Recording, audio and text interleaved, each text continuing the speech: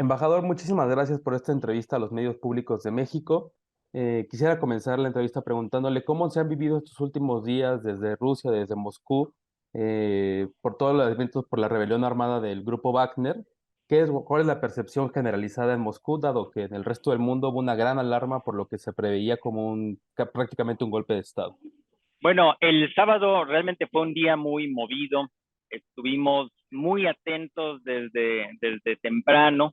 Nos despertaron esas noticias porque aquí empezaron los acontecimientos cuando en México todavía viernes, pero aquí el sábado estuvimos muy entretenidos con todas las noticias que se estuvieron generando por las expectativas respecto de inicio en México fue lo siguiente. En la ciudad de Rostov, que es el líder de la agrupación Wagner, un grupo paramilitar, un eh, ejército privado o un grupo de seguridad del gobierno de la Federación, por ejemplo, ahora en Ucrania, tuvo muchas diferencias que se agravaron con los altos mandos militares, específicamente con quien lleva precisamente lo que aquí llaman Operación Militar Especial en Ucrania, el general Gerasimov, y con el titular del Ministerio de Defensa, que es el general Shoigu. Entonces, las diferencias entre el dirigente del grupo Wagner, Prigozhin, y estos dos generales hizo que en el incremento de la tensión se pronunciara por una modificación, un cambio en la dirigencia de las Fuerzas Armadas. Y esto generó muchísima tensión. Tomaron las instalaciones militares de la ciudad de Rostov, que se encuentra 1,100 kilómetros al sur de Moscú, casi en colindancia con Ucrania, y amenazan con incursionar hacia Moscú. De hecho, inicia una columna militar, hay que decirlo solamente por supuesto, en Moscú se prenden las alertas. Esto fue muy temprano aquí en Rusia. Alrededor de las 10 de la mañana, el presidente Vladimir Putin lanzó un mensaje se transmitió, por supuesto, en Internet, pero también en diversos canales de televisión que estaban muy atentos a este mensaje. Y lo que dijo el presidente fue que con diferentes referencias históricas al movimiento de 1917, no se iba a permitir una traición porque en ese momento todas sus energías estaban concentradas hacia el combate en Ucrania y todo esto que inició el 24 de febrero del año pasado. Pero lo central del discurso del presidente Putin es que califica de traición y que iba a actuar en consecuencia. Inmediatamente la Fiscalía de la República abre un expediente, una causa penal en contra del dirigente del grupo Wagner, y por supuesto esto hace que la tensión se incremente. En el transcurso del día, el gobierno de la ciudad, lo que hace es decretar día inhábil el lunes inmediato siguiente. También las fuerzas de seguridad decretan una operación contraterrorista para prevenir cualquier tipo de ataque en Moscú y en la región de Moscú. Y mientras tanto la columna militar empieza a avanzar desde Rostov.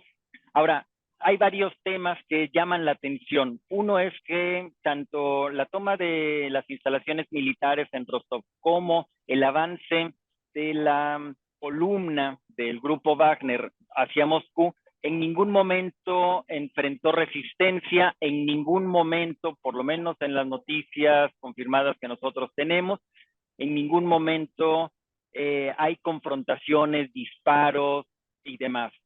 Y esto llama mucho la atención porque, entre tanto, de manera secreta se están haciendo negociaciones entre Prigozhin y, eh, y el presidente Alexander Lukashenko de Belarus y también el Kremlin, de manera que alrededor de las 8 de la noche llegan a una suerte de pausa en la movilización y dan vuelta la columna militar y anuncian diversos pactos en toda esta situación.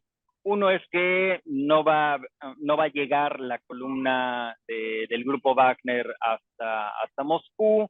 Otra es que el grupo Wagner se va a reubicar en sus cuarteles y finalmente que el señor Prigozhin eh, va a ir a, a Belarus. Algunos especulan que invitado por el propio presidente Lukashenko, otros que exiliado, otros que reasignado, pero lo cierto es que se traslada, o al menos esa es la información que nos comparten, se traslada a Belarus. Este es como el panorama general. En el ínterin, lo que hicimos en la embajada fue ponernos en contacto con los connacionales. Nosotros teníamos identificados a 5 connacionales en Rostov, un militar retirado, una persona que trabaja en una empresa de tractores, eh, un par de empresarios y un estudiante, pero no 2 empresarios, un empresario, un profesor de inglés y un estudiante. Y logramos comunicarnos a lo largo del día con estas 5 personas. Solamente una de ellas decide dejar unos días mientras se tranquilizaban las cosas Rostov. Los otros 4 nos comentan que en general no hubo mayor afectación en su vida cotidiana, solo que las autoridades les pidieron pues no acercarse al centro para no generar ningún tipo de aglomeración en las zonas que podrían haber tenido alguna, algún conflicto. Y esto fue lo que de parte de la embajada nosotros estuvimos muy atentos al desarrollo de los acontecimientos y les ofrecimos siempre a nuestros connacionales, que es una de las prioridades de esta embajada y del Servicio Exterior de México, el tener la atención a nuestros connacionales, sobre todo en situaciones en donde pudiera estar corriendo peligro su vida.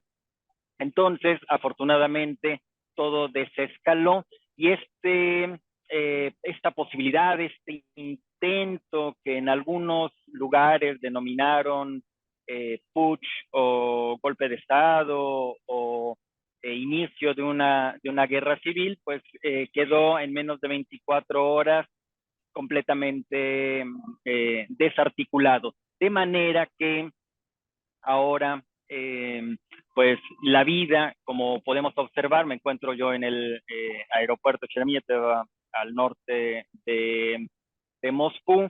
La vida ha continuado de manera regular con todas las implicaciones que, no obstante, ha tenido este país debido a su incursión militar en Ucrania desde el 24 de febrero del año 2022. Muchas gracias. Eh, Justamente quería preguntar alrededor de cómo definir a este episodio, ¿no? Hubo muchísimo escándalo el fin de semana, sábado, desde el viernes, sábado, domingo.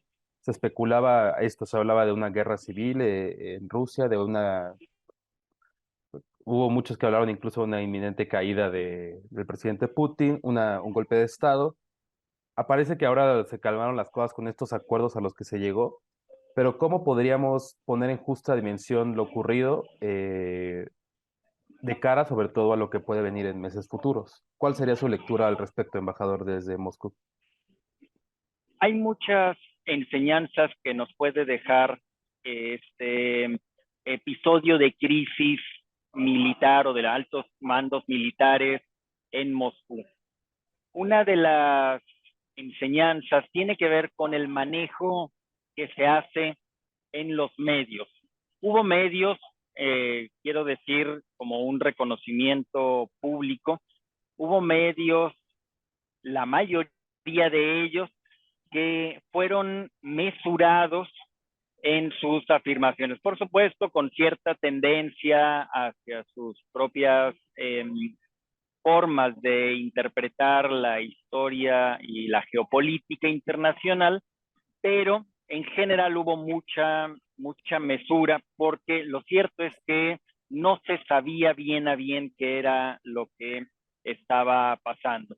Por supuesto, se deslizaba que en la Federación de Rusia estaba entrando en crisis y demás, pero debo reconocer a la población en México, probablemente con familiares, con amigos, con conocidos viviendo en este país. Sin embargo, también encontramos en algunos líderes de opinión una voluntad de hacer caer el régimen, el gobierno del presidente Vladimir Putin.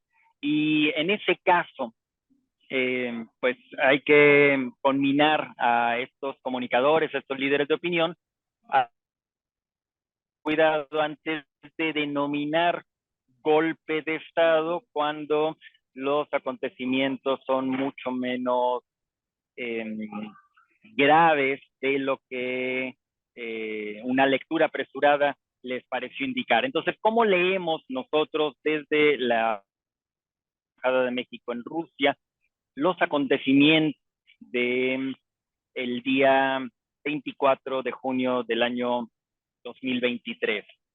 Lo que entendemos es que se agravaron las diferencias entre dos grupos al interior de la Federación de Rusia.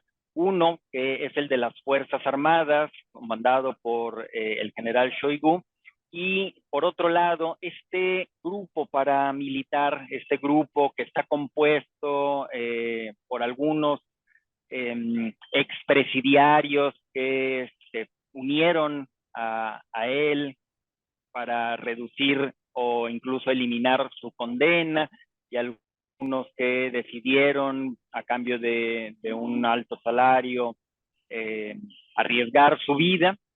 Pero entre estos dos grupos, Fuerzas Armadas y la agrupación Wagner de seguridad privada, con mucho poder dentro del control de los territorios en la Federación de Rusia, pues entendemos que como política interna tuvo un momento álgido, y esto desencadenó una pequeña crisis en la conducción del país. Eso podríamos decir sintéticamente que sucedió. Más allá de esto, hablar del inicio de una guerra civil, de un golpe de Estado, pues desde el primer momento se vio que era muy difícil que caminar en esa dirección. Eh, Desde el momento en que no hubo confrontación directa, el ejército nunca eh, tuvo la instrucción de detener por cualquier medio el avance del grupo. Y una segunda y muy importante enseñanza de esta crisis es que dentro de toda la complejidad que tiene la conducción de la Federación de Rusia o de cualquier otro país, lo que encontramos es la posibilidad de una salida dialogada, de una salida, no en el mejor de los escenarios para todos, pero la posibilidad de encontrar una solución. Y esto es a lo que le apuesta México y muchos países, que ya no en esta pequeña crisis que tuvieron hace unos días, confrontación con la que están con su vecino Ucrania, logren llegar a una solución pacífica, negociada, en donde no todas las partes van a ganar todo lo que están buscando, pero que permitiría el que existiera paz en la región. Y es un momento interesante el hecho de que sea Alexander Lukashenko, el presidente de Belarus, quien interviene en esto.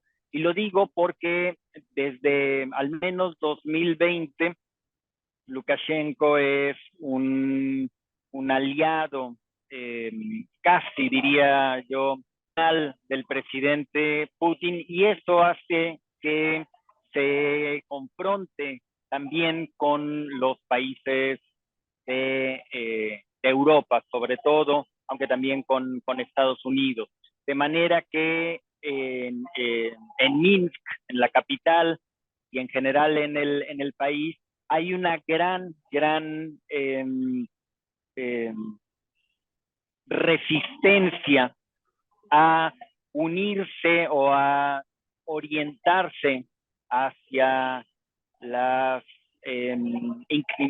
hacia los temas que piden en diversos foros multilaterales en Europa y en Estados Unidos, porque sienten que implicaría alejarse de su mayor aliado, que es Rusia. Y en ese complejo escenario donde Lukashenko está mucho más cercano a Putin, donde se le presenta a él, se le representa como un personaje oscuro, autoritario, por llevar veintitantos años en el poder, tiene una victoria, digamos, política frente a Putin, frente al presidente Putin, pero también tiene una credencial, tiene una pequeña victoria frente al Concierto de las Naciones, porque se presenta como un buen mediador. Estas son, digamos, algunas de las lecturas, de las enseñanzas que nos deja la crisis de estos días. Muchas gracias. Precisamente quería preguntar sobre el papel de Lukashenko y Bielorrusia. Vi que estuvo hace unos días por allá conociendo justamente al presidente de Bielorrusia. De repente desde afuera puede ser un poco complicado comprender pues este papel que tuvo aparentemente como mediador entre un grupo armado privado en Rusia con el gobierno ruso. ¿Por qué por qué tuvo ese poder de interlocución Lukashenko para poder eh, pues mediar entre ambas partes en este conflicto? Y pues, la segunda parte creo que ya la me adelantó un poco, que es qué puede dar esto a futuro, ¿no? En el sentido de que es un país aliado o cuál es su papel en ese sentido como aliado en este conflicto con Ucrania. La presencia de Lukashenko en la positiva resolución de este conflicto obedece en primer lugar a la cercanía política con el presidente Putin. No significa que a lo largo de los años no hayan tenido sus fuertes confrontaciones en determinados momentos, pero ciertamente, como lo he señalado, sí es uno de sus aliados. pero no solo es la cercanía política con el presidente Putin, sino también la cercanía con el propio Prigozhin, de quien se dice que tiene también una cercanía, una incluso amistad de hace ya varios años. Entonces, como consecuencia de esta posibilidad de interlocución con ambos dirigentes, es que se logra llegar a esta feliz resolución en donde la posibilidad remota, pero posibilidad de un levantamiento armado que volvería muy inestable el país y lo sumiría en un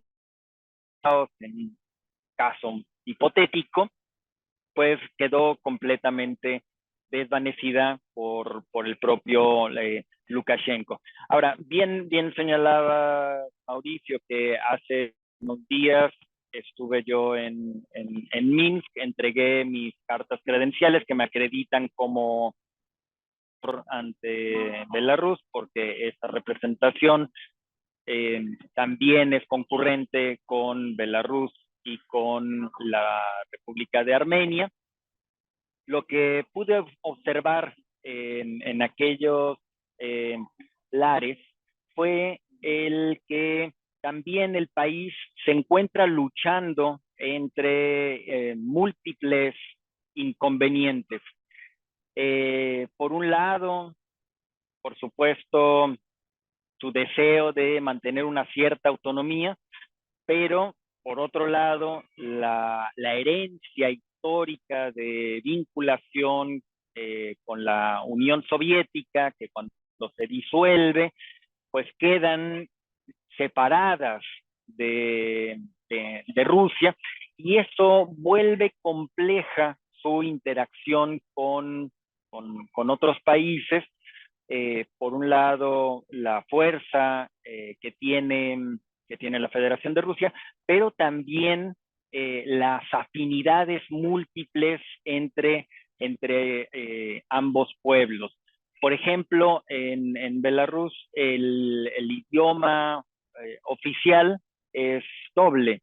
Tienen por un lado el ruso y por otro lado el bielorruso, que es parecido, muy parecido al aun cuando en ciertas regiones, conforme se acerca uno hacia Polonia, me cuentan, pues es más cercano al polaco. Pero de cualquier manera, por lo menos en lo que alcancé yo a constatar y con la gente con la que tuve oportunidad de interactuar en Minsk, lo que encontrábamos era que había múltiples afinidades como pueblo. Dejemos los gobiernos aparte y la gran política y los movimientos internacionales.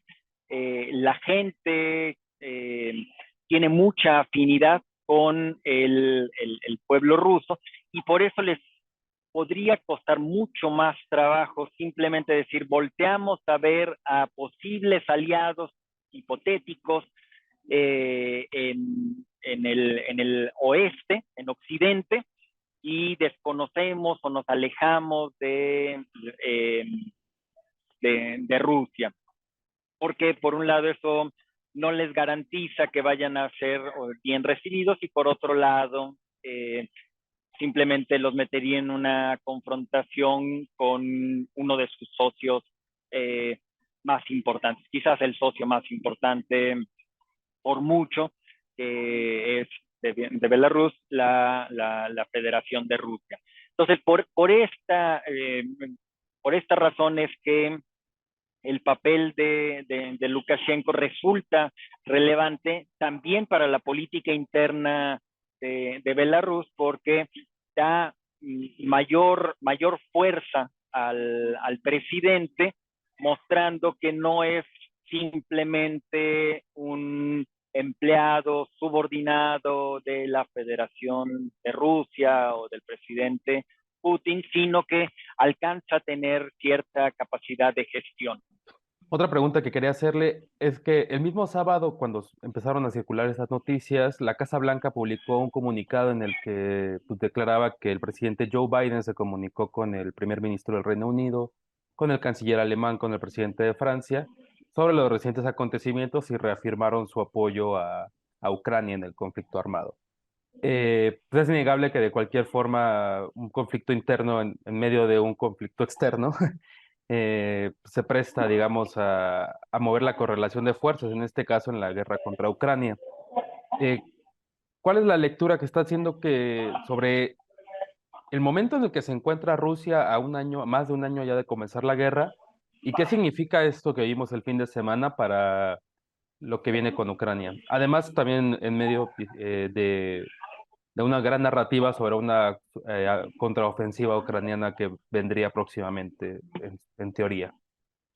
Bueno, por supuesto que las partes involucradas en un conflicto internacional, como ahora lo estamos viendo, que en terreno están luchando Rusia y Ucrania, pero hay un concierto de naciones que también están involucradas en este tipo de acciones militares, aunque de manera indirecta. La OTAN, Canadá, Estados Unidos, Japón, buena parte de los países de Europa, etcétera, están alineados del lado de Ucrania y por supuesto la posibilidad, aunque fuera remota, de un levantamiento armado al interior de la Federación de Rusia sería una ventana de oportunidad para buscar un golpe que pusiera fin para los, desde la perspectiva Ucrania y de sus aliados. Ahora, esto, por supuesto, es razonable que lo consideraran.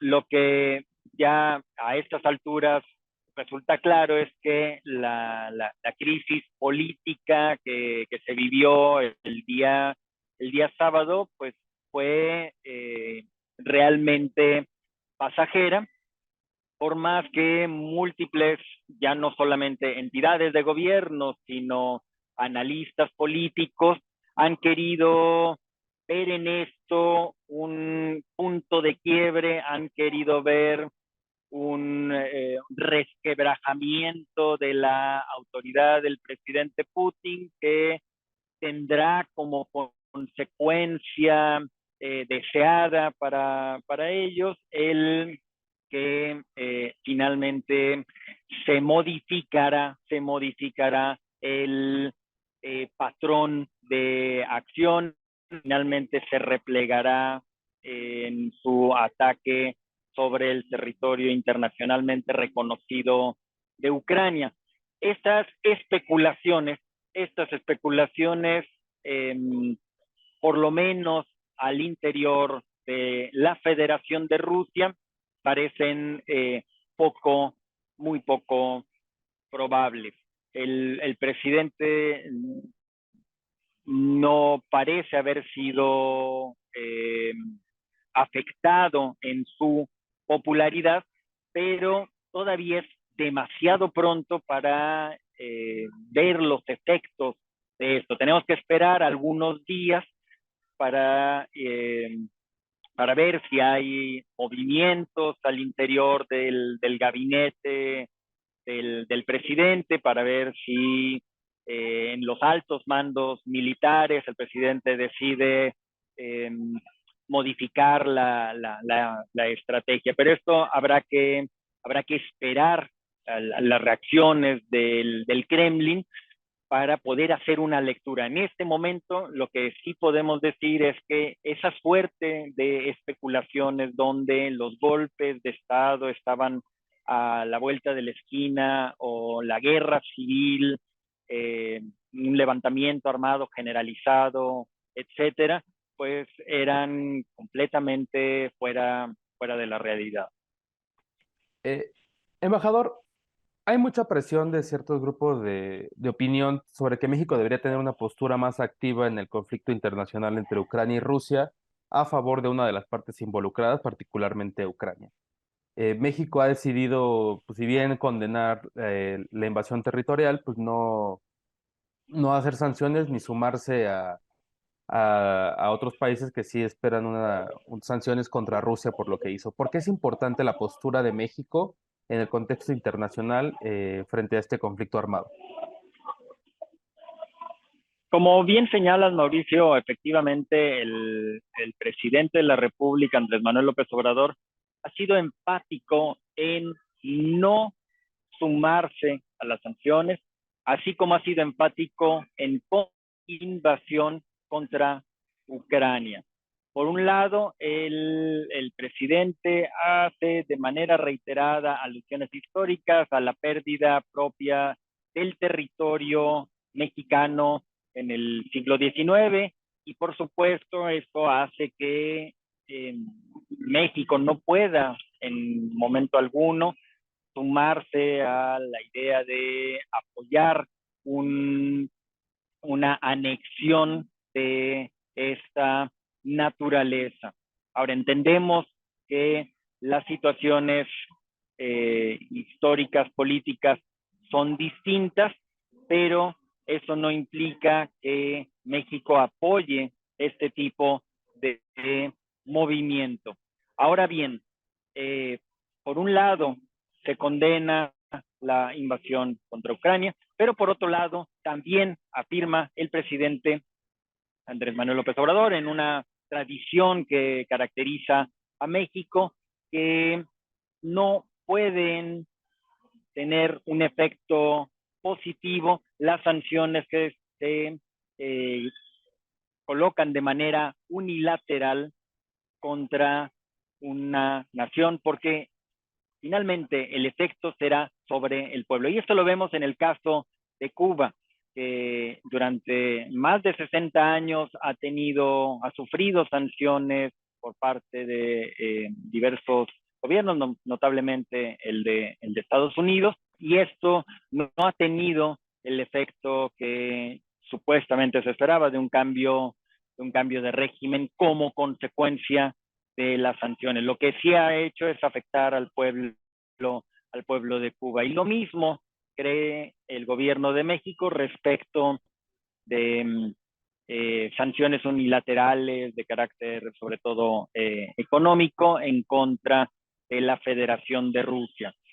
Pero esto no significa que México no sea activo respecto del conflicto y no busque una y otra vez la resolución de esta problemática, de este conflicto que ya se extiende durante tantos meses y que inicia el 24 de febrero del año 2022. Este, esta voluntad del gobierno de México es por la paz. El presidente Andrés Manuel López Obrador lo ha dicho en muchas oportunidades, incluso tuvo una propuesta que es tiempo buscar la negociación, todo el tiempo buscar la posibilidad de llegar a un acuerdo, porque aunque no se logre el objetivo de una o de otra de las partes por completo, porque ya estamos en medio de un conflicto armado, finalmente quienes sufren son los pueblos. Hay mucha gente que está muriendo de un lado, del otro, y no es para regocijarse de ninguna manera el que se maten de un lado o del otro. Lo que debemos buscar es siempre y de manera reiterada la paz. Y esa ha sido la postura de México y es lo que ha buscado en múltiples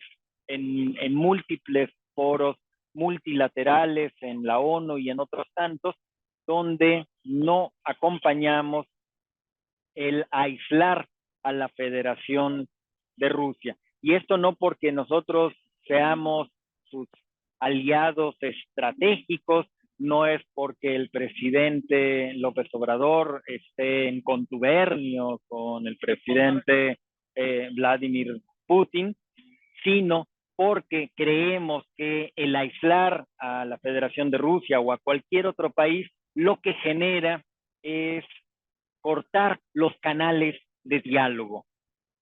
Y por ello es que en todos los foros buscamos que los canales se mantengan abiertos. Y la única manera de mantenerlos abiertos es precisamente con la participación como iguales de todos los países.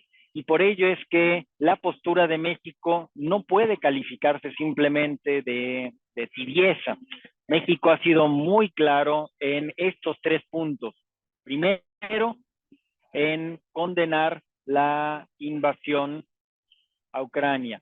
Segundo, en no acompañar las sanciones de múltiples países de manera unilateral en contra de la Federación de Rusia, pero en postular de manera reiterada siempre el llamado a la paz, tanto de un lado como del otro, porque la única manera en que esto va a poder llegar a una solución. Pues, embajador, muchísimas gracias por esta entrevista a SPR Informa y le extendemos un saludo desde los medios públicos del Estado mexicano. Aquí tiene las puertas abiertas para lo que necesite, para cualquier información, entrevista. Sabemos que contamos con usted. Muchísimas gracias. Mauricio, para ti, para Genaro Villamil, para todo el equipo de los medios públicos de México, un saludo desde Moscú y les deseo una bonita semana.